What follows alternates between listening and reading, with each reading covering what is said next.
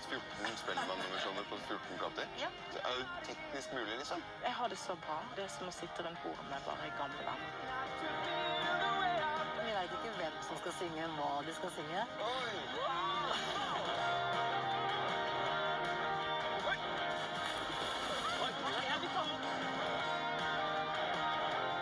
Jeg bare håper de liker mine tolkninger. Og hvis de ikke liker det, så håper jeg de skjuler det litt.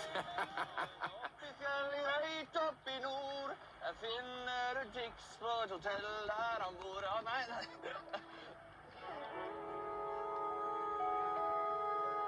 Husker han. Så jeg er en fyr som har en stor sorg, og det må jeg bare bære. Så han bare, du er ikke sønnen min. Det siste han så gikk han.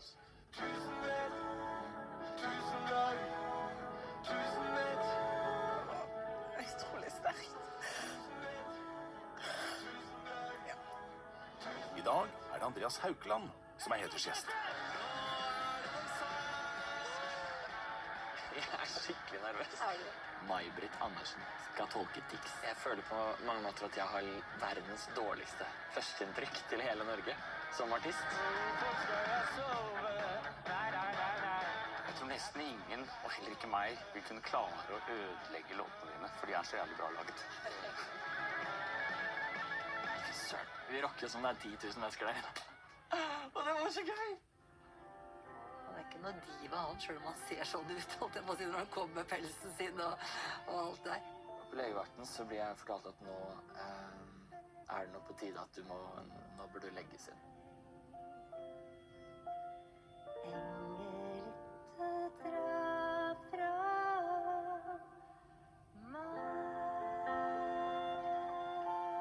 Jeg føler meg heldig. Veldig heldig. Bli med i årets sesong med Tix, Øystein Greni, May-Britt Andersen, Jarle Bernhoft, Myra, Arif, Anne of the North og sist, men ikke minst, Stig Brenner, som ankom i Kjerringøy senere i sesongen.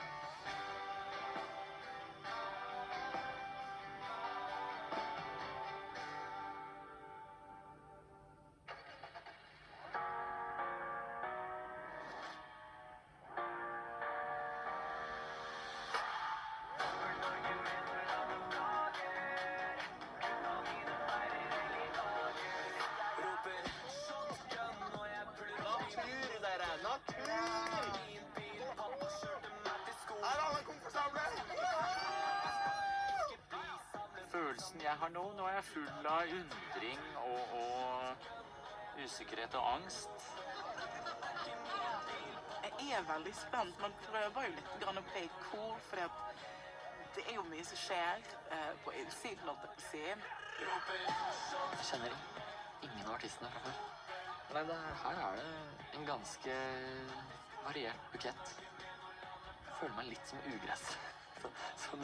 Som du putter i midten for å spice opp buketten. Jeg skulle ønske det ikke var min dag først. Andreas Tix Haukeland var i 2021 Norges mest strømmende artist for andre år på rad. Han startet karrieren med russelåter, før låta Shaken i 2015 fant veien inn på hitlistene over hele Norge. Andreas har suksess som låtskriver også internasjonalt, med godt over 1 milliard avspillinger på Spotify. I 2021 representerte Andreas Norge i Eurovision-finalen med låta Fallen Angel. Og samme år mottok han den gjeve utmerkelsen Årets Spellemann. Naturen får meg til å synge, altså. Vi vil varme opp allerede.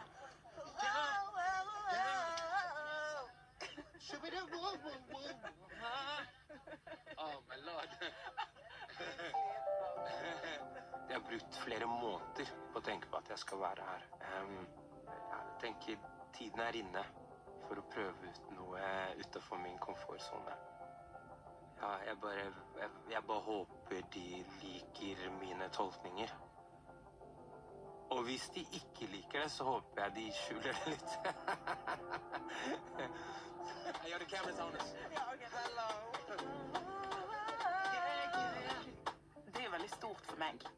som en ganske, altså I forhold til de legendene jeg har med å gjøre her oppe, så jo jeg relativt, jeg har ikke samme repertoire, jeg relativt på en måte ny, eller, så det at jeg har muligheten til å faktisk være med her, det skikkelig, skikkelig stort for meg, altså. Det helt vanvittig. Jeg har nok vært veldig spent, og så har jeg gruet meg litt til å møte de andre. Fordi, så I forhold til dynamikk og tenk om de ikke liker meg sånn. Så jeg har gått og gruet meg noen dager nå, men nå føler jeg endelig at nå kan, ok, dette går bra. Så det litt deilig. Anna of the North Lotterud fra Gjøvik fikk internasjonal suksess over natta da debutlåta Sway ble sluppet I 2014. 2 album senere har låten hennes over 400 millioner avspillinger verden over. I 2016 ble hun nominert til Årets nykommer av P3 Gull, fikk Spellemannpris for Årets musikkvideo I 2019. Jeg spiser ganske sakte. Synes jeg skal snakke ved siden av. Skal det gå liksom? Blir jo aldri ferdig. Kommer aldri til å bli ferdig med ett måltid. Det så spennende. Det jo fantastiske artister som med, synes jeg. Og så det et utrolig vakkert sted å være, tror jeg. Så nå gleder jeg meg faktisk aller mest til å være her I 10 dager. Faren min herfra. Jeg var her liksom hver eneste sommer fra jeg var bitte liten. Jeg tror det var ganske forløsende å endelig møtes for alle. Jeg ikke den mest nervøse personen. Jeg har følt at jeg har vært sånn ganske godt forberedt på det. Da forsvinner mye nervøsitet for min del. Men for noen av de andre så tror jeg det var veldig deilig å liksom bare komme seg inn I den bussen og smelte sin egen istapp litt. Så det var veldig, veldig fint, altså. Multiinstrumentalisten og låtskriveren Jarle Bernhoft har gjort suksess langt utover Norges grenser. Bernhoft startet karrieren I rockebandet Spern. Som solartist har Jarle gitt ut 5 album, og I 2011 tok han store slem på Spellemannprisen. Da ble han kåret til både Årets mannlige artist og Årets Spellemann. På merittlisten har Jarle også en høythengende Grammy-nominasjon. Hvor langt det igjen nå, Jarle? Nei, det 25 minutter. Oi, det bare 5 minutter til vi fremme, dere. Her begynner vi å se Kjerringøy sentrum.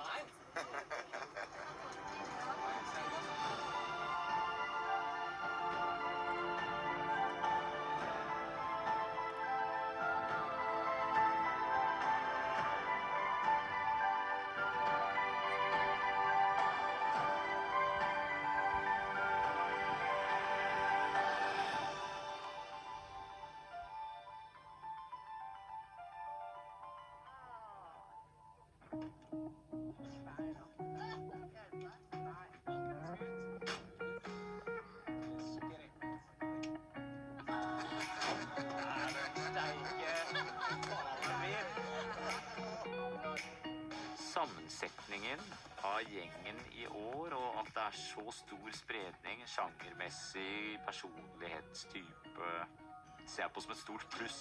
Og hvis vi passer godt på hverandre, som jeg tror vi kommer til å gjøre, og rause, så tror jeg det kan bli veldig spennende. Som frontfigur og låtskriver I Big Bang har Øystein Greni vært en av Norges mest markante musikere gjennom 30 år. Med 11 album, 8 Spellemann-nominasjoner og en rekke store hits har bandet gjort suksess både I inn- og utland, som et av norsk rocks flaggskip. Øystein gjorde også suksess som solartist da han I 2017 slapp den kritikerroste plata Pop Noir. Ikke stupe med en gang. Ikke stupe med en gang. Det jacuzzi, eller?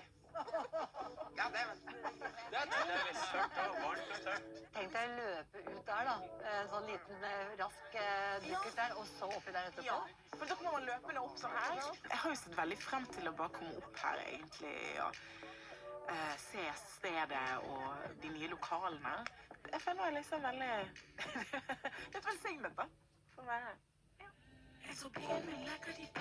Myra ble I 2016 utropt til det største talentet I norsk rap på mange år. Kritikeryndlingen ble nominert til Årets nykommer av P3 Gull I 2018. Med sine personlige låter har hun imponert både publikum og anmeldere. Og og 2020 mottok hun den høythengende Edvard-prisen. Samme år var hun å se på NRK i beste sendetid gjennom sin deltakelse i Stjernekamp. Den barn liksom er den åpen med Det er bare om kvelden, det var det. Men ikke nå. Men senere. Og så må du si fra til meg før du går dit. May-Britt Andersen er en av Norges mest folkekjære artister. En karriere som strekker seg over nesten 50 år og 25 album. Hun har vært nominert til Spellemannprisen hele 14 ganger og vant for sine barneplater både i 1986 og i 2015. May-Britt er også kjent som en av landets fremste Prøysen-tolkere. Hvor det? Det opp her? Det inn her?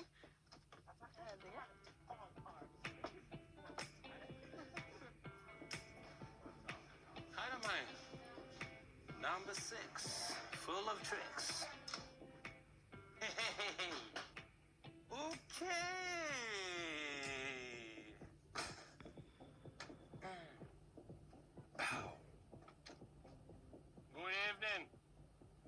Good evening, afternoon. Ahoy!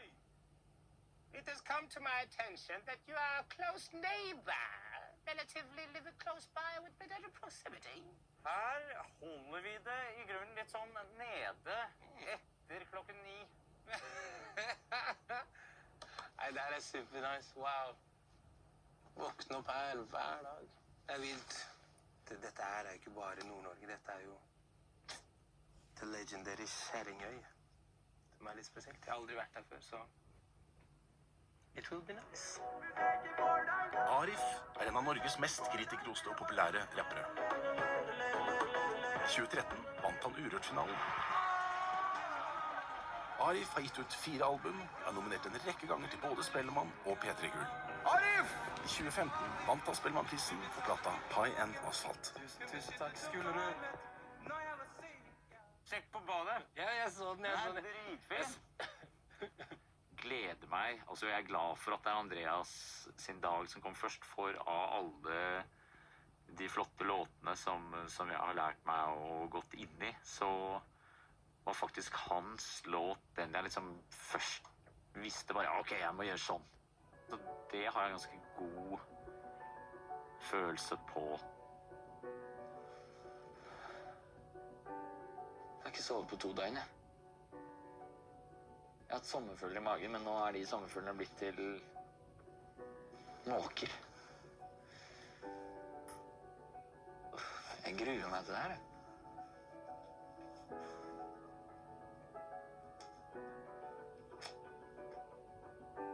Jeg vet at jeg kommer til å sitte igjen med følelsen av at dette var veldig godt, men akkurat nå så har jeg det ikke godt i det hele tatt. Jeg har ikke lyst til å være her. Selv om jeg kanskje kan virke rolig på utsiden, så er det kaos inni hodet mitt. Men det er litt rart å være først. Er det digg, eller er det...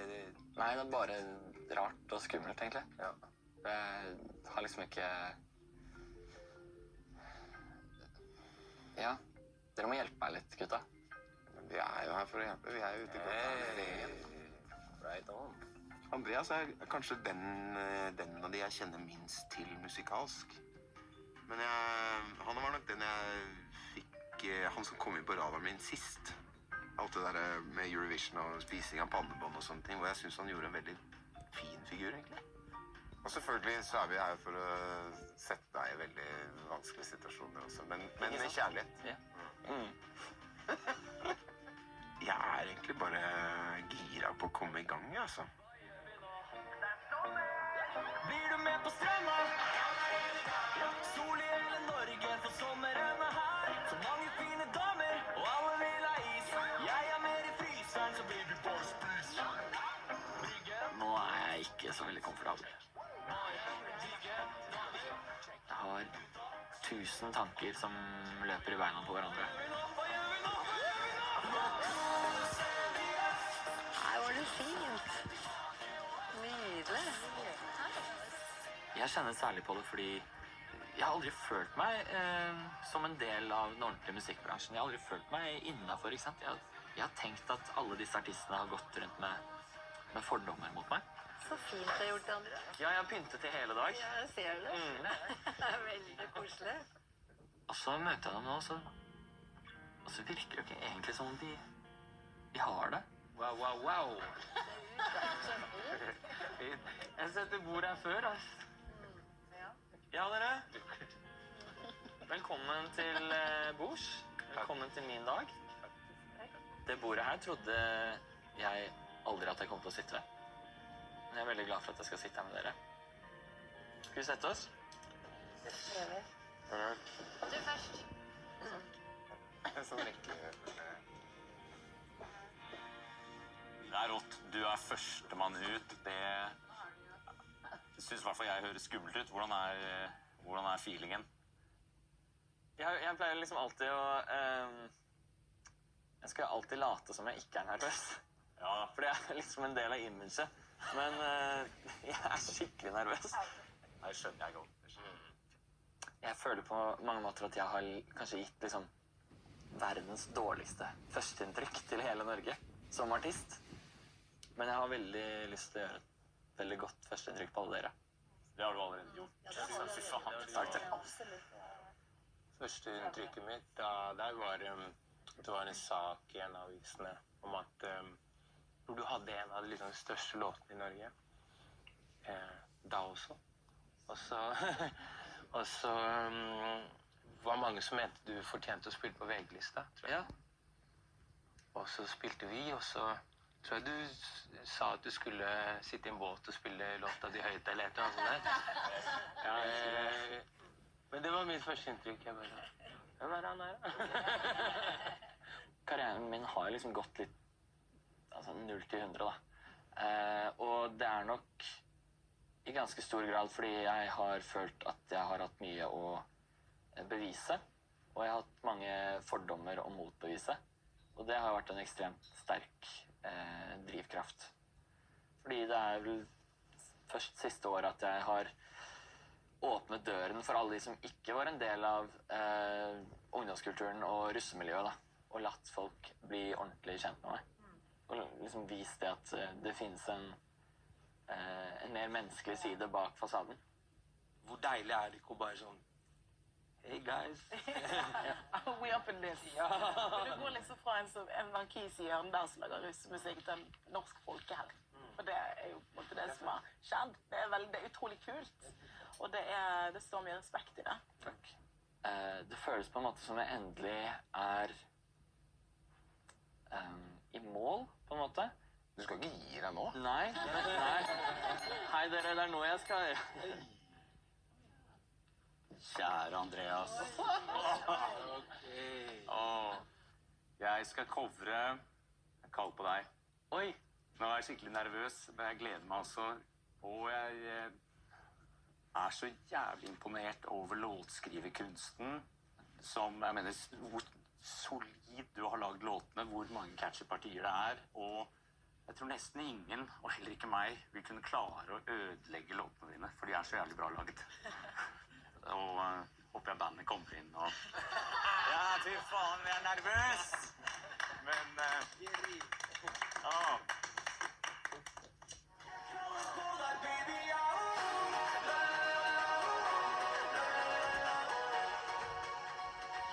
Kaller på deg var årets Paradise Hotel-låt den sesongen etter jeg selv hadde vært der.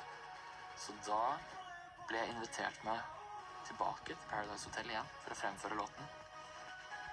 Og da det var tid for avreise til Mexico, så var ikke låten klar.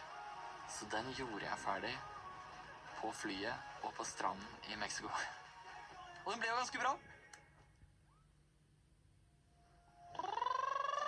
Nei, følelsen jeg har nå er jeg full av usikkerhet og angst. Sikkert litt sånn der frykt for å være dårlig. Nå er jeg i en helt annen setting, og jeg skal spille coverlåter, noe jeg ikke pleier å gjøre. Så dette er nok veldig sunt for meg, men skummelt.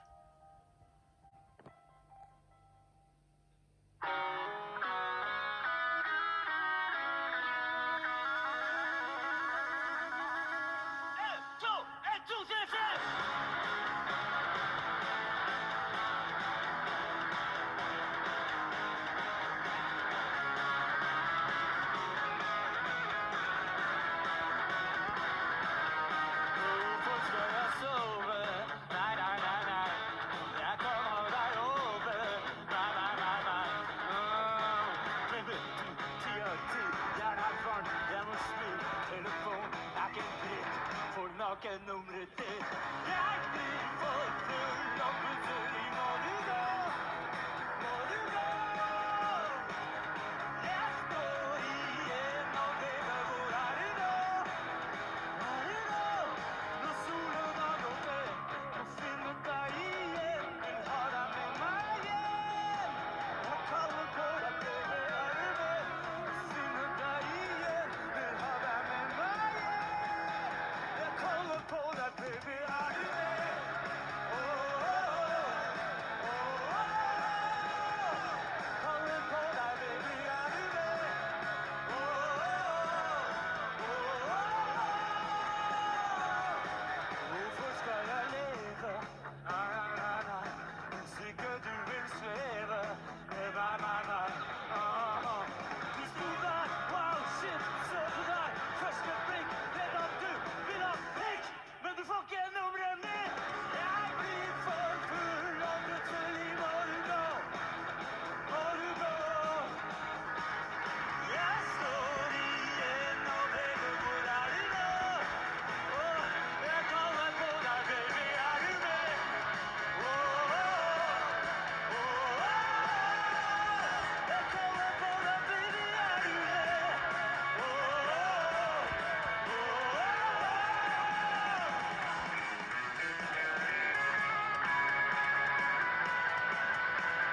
oh,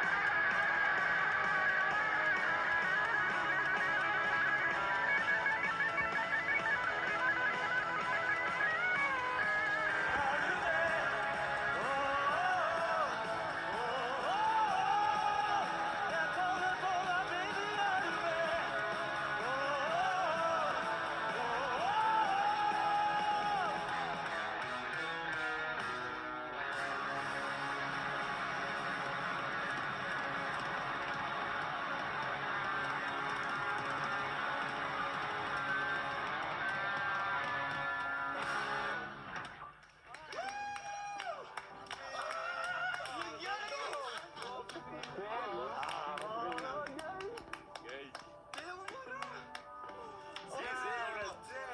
Så kult! Så ut som han koste seg, og det er jeg veldig glad for.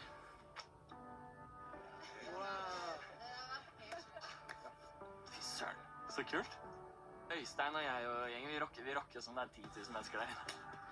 Og det var så gøy! Uff. Tenk så sykt spesielt at Øystein Greni coverer en Tix-låt. Han er jo liksom en musiker jeg har hørt om siden jeg var liten, liksom, ikke sant? Er du fornøyd, da? Andreas, han er 10 år, han nå. Nå er det min dag! Oi, se her. Det er kebab da, bror. Hei, Ja. Ja, det er klart. kom inn. Nei, men Andreas, for å snakke om litt mer sånn alvorlige ting, da.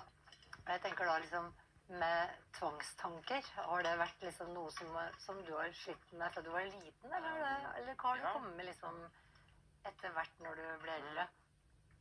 Det var 5-6 år.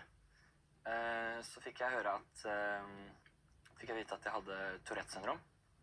Det er en ting som er ganske synlig, da. Og jeg har også tvangstanker. Når du har tvangstanker, så er det litt som om det er tanker som du ikke kan kontrollere, men som kontrollerer deg. Som om du har en stemme i hodet som kommanderer deg til å gjøre ting. I ganske mange år, hvis jeg så en stekepanne som var varm, så måtte jeg trykke hånden så hardt jeg kunne ned i den pannen. Til det innerste punktet i håndflaten traff pannen. Og så tenker man jo da at man kan jo selvfølgelig bare, ja, men ikke høre på den stemmen da. Men med en gang man ignorerer den stemmen, så bygger det seg opp et slags ubehag i kroppen. Angst, eller du blir redd, eller som om det svir eller klør på innsiden av kroppen. Og til slutt så må man jo da bare gi etter og gjøre som stemmen sier. Og for meg så utartet det seg mest som et ekstremt behov for orden og jeg ble veldig nøye på veldig mange ting. Fordi hvis jeg gjorde en feil, så visste jeg at stemmen i hodet mitt kom til å straffe meg for det. Som barn så hadde jeg et sterkt behov for tydelige rammer og forutsigbarhet. Av og til vanskelig å finne steder hvor du kan kjenne på tilhørighet, og hvor du liksom virkelig kan kjenne deg trygg. Det ene øyeblikket så er du liksom inkludert i en gjeng, og dagen etter så vil de kanskje ikke være med deg mer. Jeg tror mye av oppveksten så slet jeg med å finne min egen verdi. Jeg var veldig redd for å gjøre feil, og veldig redd for å få kjeft. Som dere kanskje ikke skulle trodd når dere tenker på Tix. Ja, nei, fy faen for en reise du har gjort, og det er rått å høre, og rått at du deler disse tingene. Jeg tror det er masse folk som sitter og ser på dette her, sikkert masse små barn som har det akkurat på den måten, og dette kommer til å bety dritmye. Men så ble jeg også jeg ble veldig god på ting. Og jeg var veldig interessert i matte, fordi jeg liker at det er orden på ting, at ting er systematisk, og det er det i matte. På samme måte som jeg ser på, mye av musikken min er matte. Og når jeg begynner å spille musikk, så merker jeg at mye av ticsene mine roer seg mye mer, men tvangstankene er der fortsatt. Når jeg produserer musikk, så blir jeg helt sykelig opptatt på at hver enkelt lyd skal være helt perfekt. Den skal låte akkurat som jeg hører den i hodet mitt. Og det gjør at jeg er aldri fornøyd med musikken jeg slipper den. Nei. Aldri. Du bare må la den gå, liksom. Ja. Det er jo på en måte liksom både en velsignelse og en forbannelse. For jeg hadde aldri hatt den drivkraften jeg har hatt hvis ikke da. Men det er vakkert da, at musikken er på sett og vis en slags medisin. Ja, absolutt. Jeg var så redd for ikke å klare den der. Du, Andreas, jeg kom over en låt som jeg ble ekstremt begeistret over at du hadde vært med å skrive. Det er en ekstremt bra poplåt, og jeg var sånn, ja, når jeg oppdaget at du hadde vært med å skrive den låten. Jeg har skrevet litt om teksten, ut ifra på en måte mitt inntrykk av deg, og det at du hele veien på en måte kanskje ikke har følt deg forstått, men at du likevel har troen på deg selv, og turt å bare gønne, liksom. Og det synes jeg er skikkelig imponerende, og jeg kjenner ikke deg så godt, men jeg merker at jeg blir stolt over deg på en sånn menneskelig plan, da. Så jeg skal gjøre en låt som heter Sweet But Psycho av Ava Max. Let's go!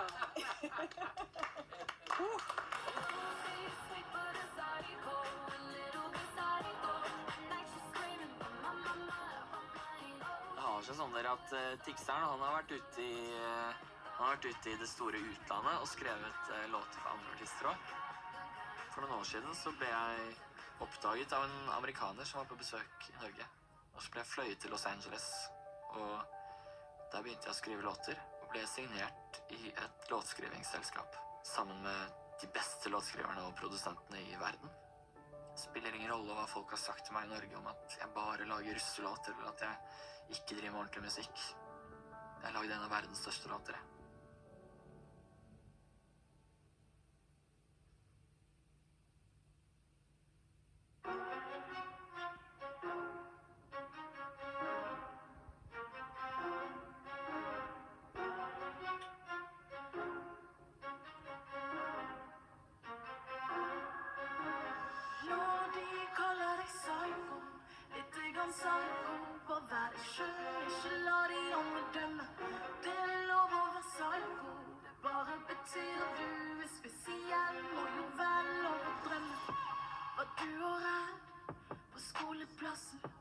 Og gikk i skjul på jentedassen.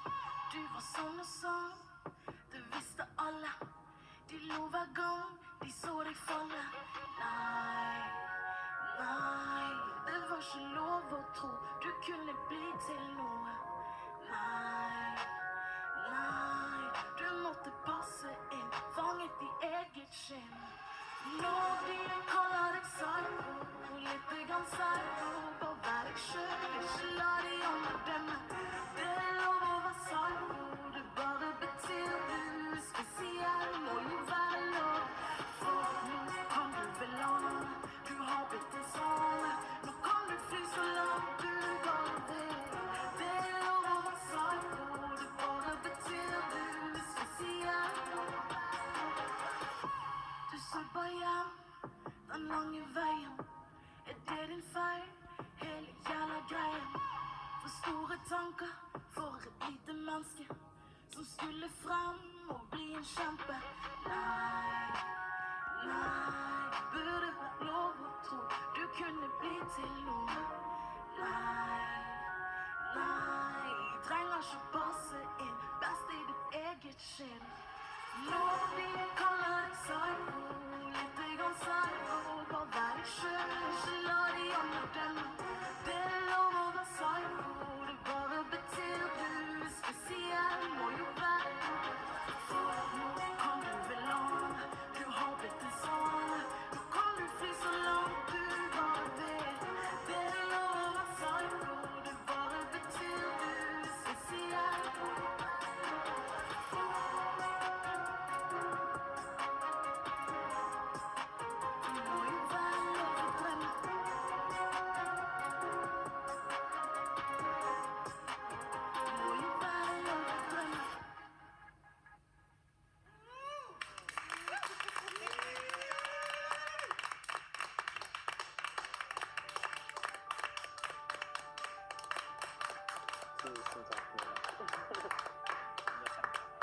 Det var skikkelig fint. Og så vakkert å høre hvordan hun har skrevet noe. Hun gjorde litt med tics, og det synes jeg var kult. Det var i det første verset der, da kjente jeg meg igjen. Smelte jeg på svane, jeg. Selv. Det er du. Tenk da. Kan du fly så langt du bare vil. Altså, det der var så nervepirrende. Jeg skalv, og jeg ristet, og jeg svettet. Men det var godt også. Jeg er en heldig gutt, jeg! Ja, det var ordentlig fint.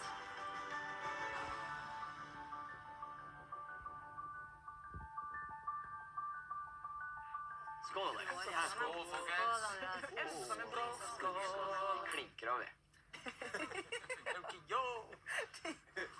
Fortell. Ja, Fortell. Høre. Ja, da skal jeg fortelle dere om mitt første møte med musikkbransjen. Ja. Jeg følte jo ofte gjennom oppveksten min at jeg lette liksom etter jeg lette etter forutsigbarhet og trygghet, men at det var vanskelig å finne. Og så fant jeg min første kjæreste. Og alle de tingene som var så rare og spesielle med meg, som jeg trodde at ingen noen gang kom til å godta, de ikke bare godtok hun, men det var kanskje liksom de tingene hun elsket mest ved meg også, som gjorde meg helt spesiell. Og samtidig så hadde jeg begynt å lage russelåter, og begynte liksom å finne litt min plass der da. Og på en av de russefestene jeg spiller på, så møter jeg Staysman. Og han trengte en DJ til tiden fremover, for han skulle spille mange konserter. Så jeg reiser ut på turné med Staysman. Og i løpet av de neste 2 årene så spiller vi 150 konserter sammen. Det er en guttetur.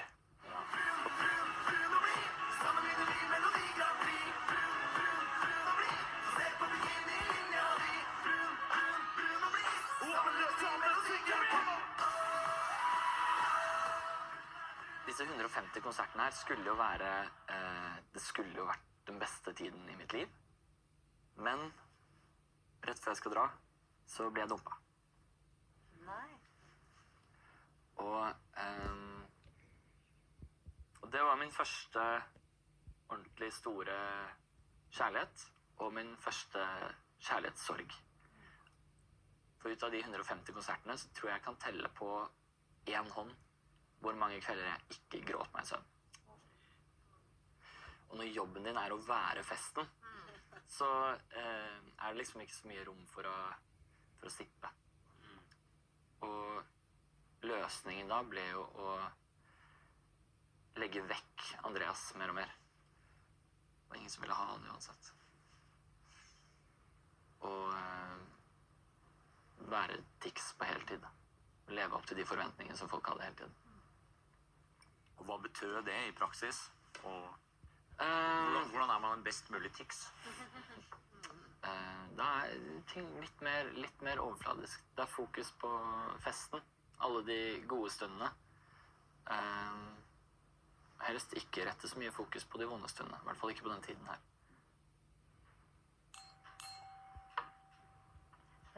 Andreas. Jeg vil kalle deg Andreas, for det er sånn jeg har blitt kjent med deg. Ja. Og jeg må innrømme at jeg kanskje er den eneste rundt bordet her som ikke har hørt de russesangene dine. Å, så bra! Jeg hadde ingen liksom... Jeg fikk vite av ungene mine at du sang russesanger. Og så fant jeg en låt som jeg synes var innmari fin. Og som var liksom veldig, veldig Andreas, tenkte jeg. Ja. Og som et sånt tema som jeg også kunne kjenne meg igjen i. Da. Så jeg skal synge Engel ikke dra. Ja, tenkte jeg det ikke. Jeg hadde spart den til deg, May-Britt. Hæ? Hadde du? Jeg har spart den til deg.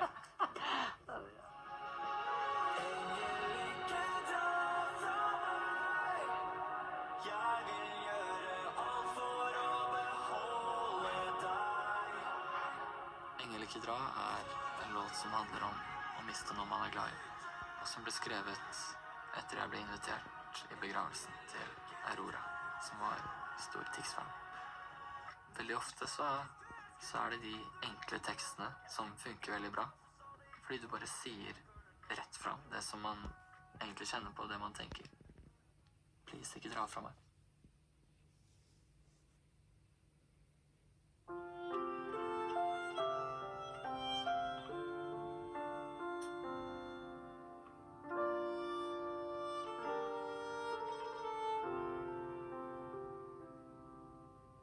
Alt virker så tomt her nå.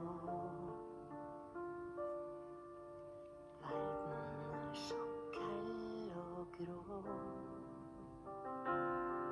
Jeg kan ikke la deg gå. Men hjertet mitt må forsøke å forstå. For det kjennes som jeg faller, og jeg faller, og jeg faller, og jeg faller, og jeg faller. Kjennes som jeg faller, og jeg faller, og jeg faller, og jeg faller. Engel, ikke dra fra meg.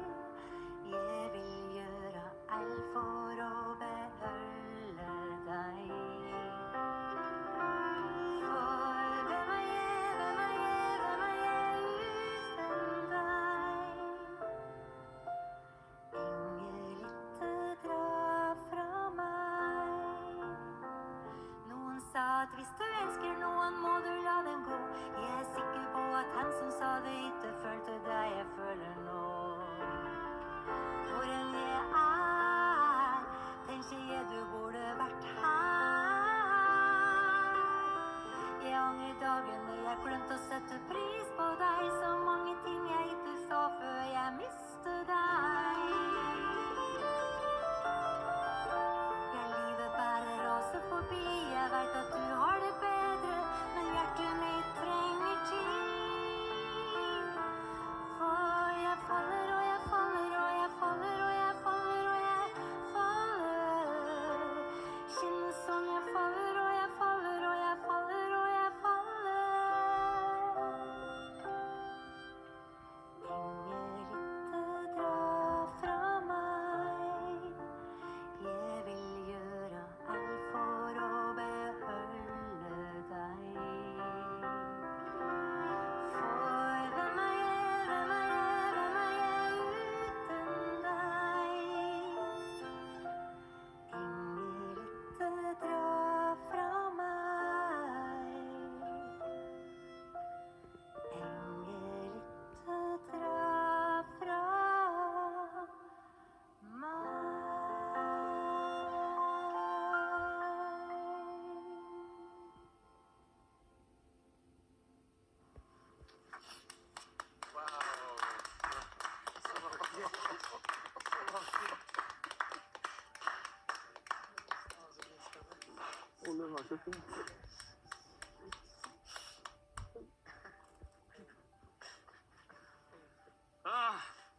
Yes, sesongens verste tårer, dere!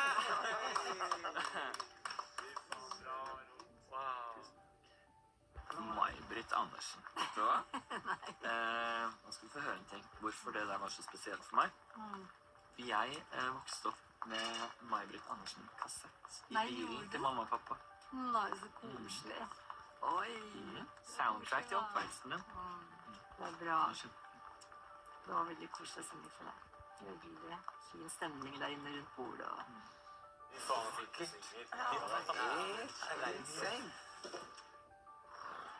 Nå må vi sminke oss på nytt, May-Britt. Dere, det her har vært skikkelig spesielt. Tusen takk. Nå må vi lette litt på trykket. Nå skal jeg ta på meg tikseren igjen her, og så nå skal vi ha det gøy.